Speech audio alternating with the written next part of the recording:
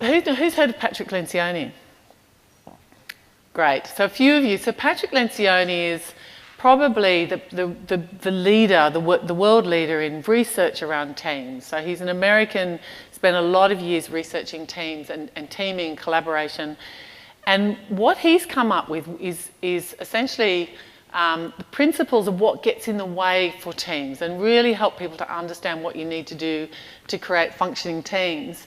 But this is a great statement from him, I think, which really sums up why collaboration is so important. Because it's so powerful and because it's so rare, it is the ultimate competitive advantage. So if you can do this stuff well, like the Googles, like the Facebook, like the Atlassians do, like a lot of the new firms, a lot of the entrepreneurial models do, that's where competitive advantage lies. So it's got a bottom line benefit, a really powerful bottom line benefit. But it's really hard to do.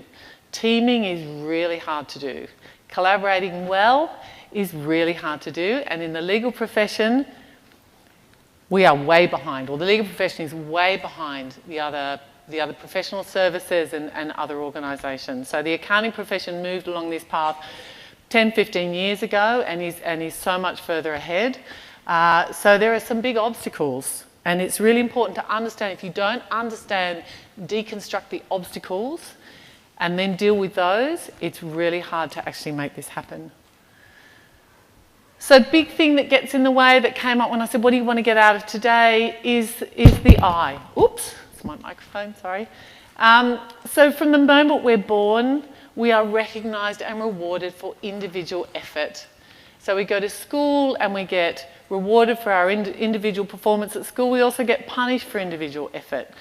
So we go through our lives being recognised and rewarded. We join organisations, we have individual KPIs, we have individual reward systems, and we then expect people to collaborate. We put people in teams and say, you know what, I think this is a really good idea. You guys all work together and produce an outcome.